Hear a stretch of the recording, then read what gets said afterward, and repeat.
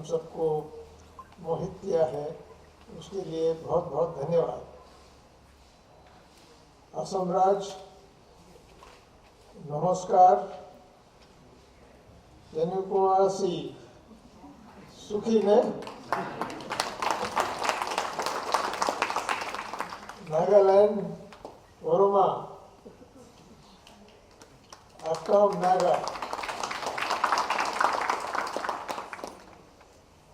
दोनों ही हमारे पड़ोसी देश हैं और खुशी इस बात की है कि पड़ोसी देशों के अंदर जो मेल मिलाप होता है, जो आपस में सद्भावना होती है, उसका प्रदर्शन आज हमें देखने को मिला यहाँ।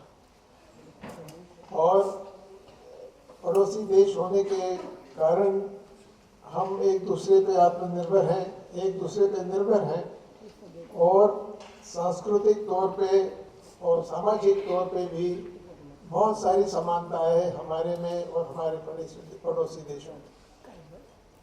तो अगर मैं असम के बारे में बात करूं तो असम का इतिहास बहुत ही प्राचीन और गौरवशाली है। प्राचीन संस्कृति ग्रंथों में इसका उल्लेख प्रज्ञ ज्योतिष और बाद में कामरूप के रूप से मिलता है। चौथी और 12वीं सदी तक यहाँ बर्मन, सालस्तंभ और पाल जैसे शक्तिशाली राजवंशों ने शासन किया असम में, जो मजबूत प्रशासन और समृद्ध संस्कृति के लिए जाने जाते थे। 1228 में यानी 13वीं सदी में अहोम साम्राज्य का उदम असम के इतिहास का सबसे महत्वपूर्ण अध्याय माना जाता है। 600 वर्ष अहोम राजों ने यहाँ पर राज किया और उनका शासन में रहे और मुगलों से कई आक्रमणों को रोका, जिनमें सराय घाट की लड़ाई का विशेष रूप से उल्लेख होता है और वो प्रसिद्ध है। अहोम की प्रशंसा उनका प्रशासन, कृषि, आपसी भाईचारा और दीर्घकालीन छाप आज भी दिखाई देती है असम में। 15वीं शताब्दी में श्रीमंत शंकर देव द्वारा शुरू किया गया नव वैष्णव आंदोलन असम को आध्यात्मिक और सांस्कृतिक रूप से एक नई दिशा देता है। उसका एक प्रमाण हमने आज यहाँ देखा। 19वीं सदी में ब्रिटिश शासन यहाँ पर स्थापित हुआ, जिसके दौरान चाय बागानों का विकास, आधुनिक शिक्षा, सड़कों और पुलों जैसी कई नई संरचनाओं का निर्माण हुआ।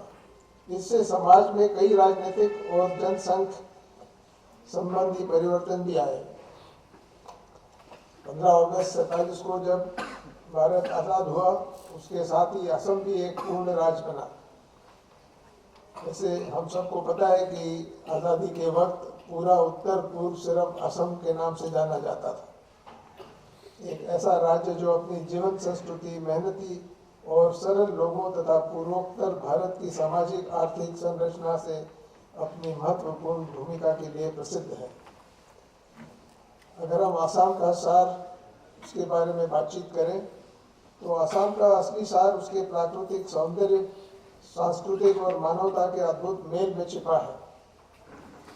विशाल ब्रह्मपुत्र नदी, हरी भरी चाय बागान, पहाड़ियाँ और समृद्ध जैव विविधता असम को अनोखी प्राकृतिक सुंदरता प्रदान करती है। यहाँ के लोग सादगी, अपनापन और सामुदायिक भावना के लिए जाने जाते हैं, जो विविधता में एकता की असली तस्वीर दिखाते हैं। बिहू के मधुर गीत, सत्रिया नृत्य की गरिमा, ताजी असमिया चाय की सुगंध, रंगीली बिहू की उमंग, ये सब असम की संस्कृति को जीवंत बनाए रखते हैं। यहाँ पर प्राचीन मंदिरों जैसे कामाख्या देवी, शिवसागर शिवडोल शिव मंदिर, हाजो का उमानंद मंदिर जो विष्णु और गणेश जी वहाँ विराजमान हैं,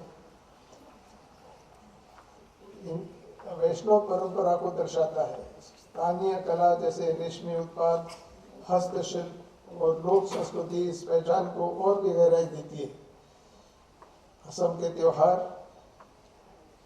अम्बुटाली मेला, दुर्गा पूजा और बैसागु जो कि बोडो त्योहार है, साथ ही संगीत, साहित्य और सिनेमा में आधुनिक सृजनशीलता नई पीढ़ी को प्रेरित करती रहती है।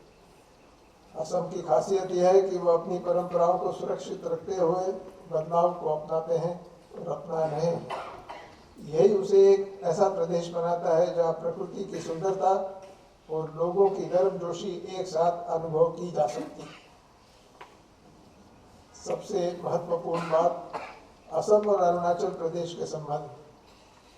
असम और अरुणाचल प्रदेश का रिश्ता सदियों पुराना, सांस्कृतिक आदान प्रदान और आपसी सम्मान पर आधारित है। अरुणाचल के लिए असम लंबे समय से एक बहुत बड़ा बाजार, स्वास्थ्य सेवाओं और उच्च शिक्षा तक पहुंच का मुख्य मार्ग रहा है, जबकि अरुणाचल अपनी विविध संस्कृति, प्राकृतिक सौंदर्य और सौहार्दपूर्ण समुदाय के माध्यम से पूरे क्षेत्र को समृद्ध बनाता है। विकास, संपर्क, युवा सहभागिता, यूथ पार्टिसिपेशन और पारस्परिक सहयोग, ये संबंध और मजबूत होता है। दोनों राज्य शांति, प्रगति और क्षेत्रीय एकता की भावना को आगे बढ़ाते हैं। असम और अरुणाचल मिलकर एक भारत श्रेष्ठ भारत की भावना को साकार करते हैं, यह दिखाते हुए कि विश्वास, एकता और साझा सपनों का साथ पड़ोसी राज्य और भी मजबूत बन सकता है। इसके लिए हम कृतज्ञ हैं असम के। और वैसे अगर देखा जाए तो अरुणाचल में जनजातियाँ और अलग अलग विभिन्न भाषाएं यहाँ पर हैं, तो सबसे आसान काम इनको आपस में बातचीत करने का तब लगा जब इन्होंने असमी सीखी और अरुणाचली में वो तब्दील हुई। तो अरुणाचल में भी जो भाषा है उनमें असम की भाषाओं का भी काफ़ी परिणाम नजर आता है। नागालैंड के बारे में अगर कहूँ तो नागालैंड का इतिहास उनकी अनेक नागा जनजातियों की समृद्ध परंपराओं से जुड़ा हुआ है। जिस तरह से अरुणाचल में 26 जनजातियाँ हैं, उसी तरह से नागालैंड में 16 जनजातियाँ हैं और ये जनजातियाँ सदियों तक स्वतंत्र गांव राज्यों में रहती थी। हर जनजाति की अपनी अलग रीति रिवाज है, परंपराएं हैं और स्वशासन, सेल्फ गवर्नेंस की व्यवस्था थी।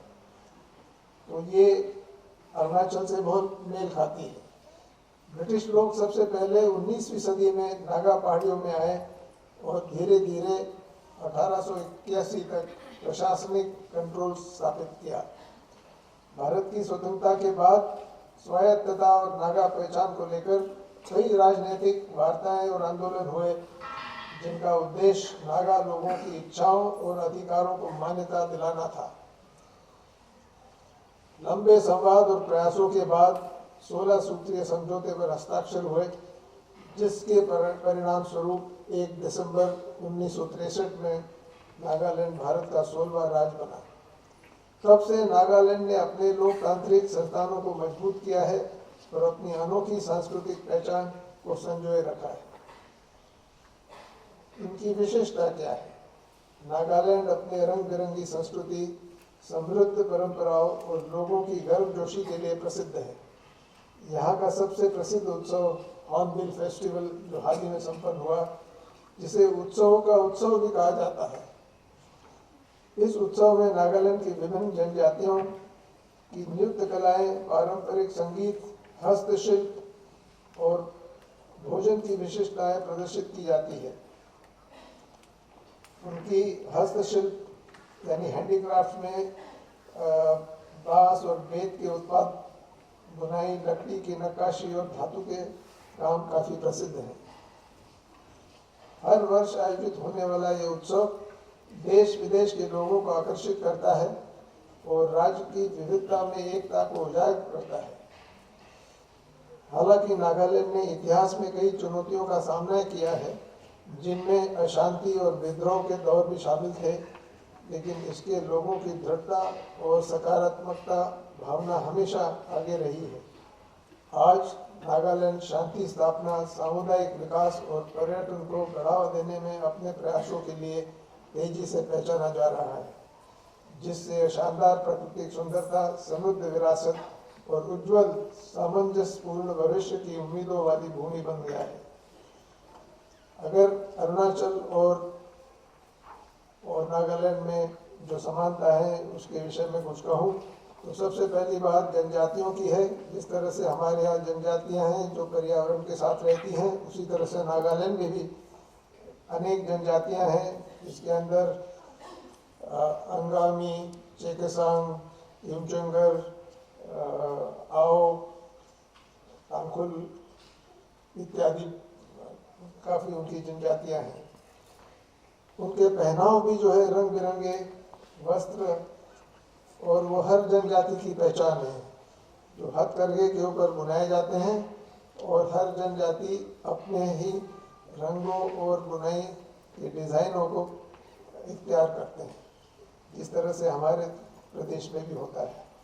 हॉर्नबिल का त्यौहार यहाँ भी बनता है, इतने बड़े पैमाने पे नहीं, लेकिन हॉर्नबिल उस राज्य का पक्षी है और हमारे भी राज्य का पक्षी है। वैसे ही मिथुन भी वहाँ पूजा जाता है और अरुणाचल में भी पूजा जाता है। दोनों ही प्रदेशों के लोग खुश मिजाज हैं।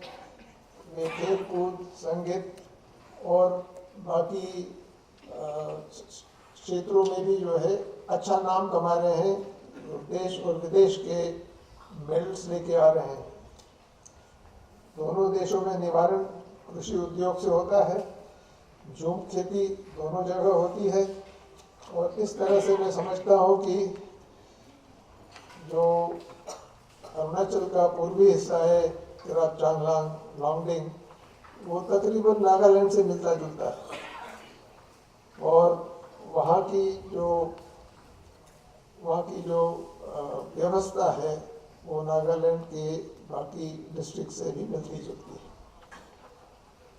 हम ये राज्य दिवस मना रहे हैं, आज 2 साल हो गए हैं, 23 से हमने शुरू किया था, और 2 सालों में हमने सभी राज्यों के राज्य दिवस यहाँ पर मनाए और बाकी लोक भवन में भी इनको मनाया जा रहा है। मैं समझता हूँ कि माननीय प्रधानमंत्री का ये जो उनकी जो दूरदृष्टि है एक भारत श्रेष्ठ भारत की, इस तरह ये प्रोग्राम मनाने के जरिए वाकई में हम एक दूसरे राज्य को पहचानने लगे हैं।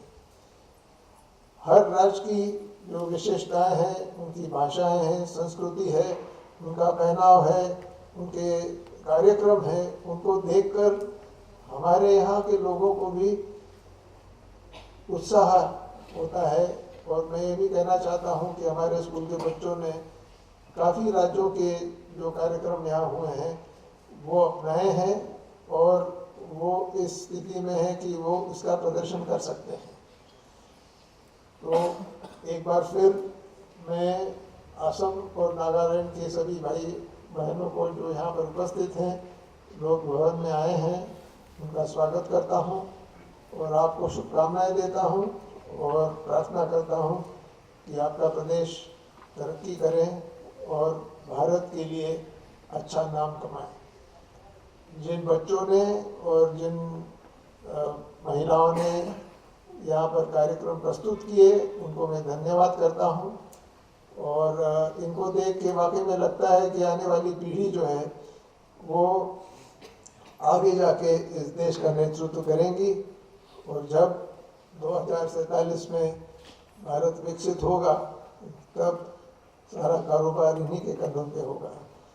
तो इतना कह के मैं एक बार फिर से सबको यहाँ पर आमंत्रित किए गए सभी लोगों को बधाई देता हूँ, बहुत बहुत शुभकामनाएं देता हूँ आपको और आपके परिवारजनों को और आशा करता हूँ कि इसी उत्साह से आप अपने प्रदेश को रिप्रेजेंट करते रहें और पूरे भारत देश में ये एक जो सिलसिला चला है वो आगे जाके कितना रंग लाएगा इसका पैमाना मैं अभी कर सकता हूँ और मुझे लगता है कि आपको भी इसका अंदाज़ा हो गया होगा कि आगे चल के ये जो कार्यक्रम हम चला रहे हैं उसका कितना फ़ायदा होगा। तो बहुत बहुत धन्यवाद। जय अरुणाचल, जय भारत।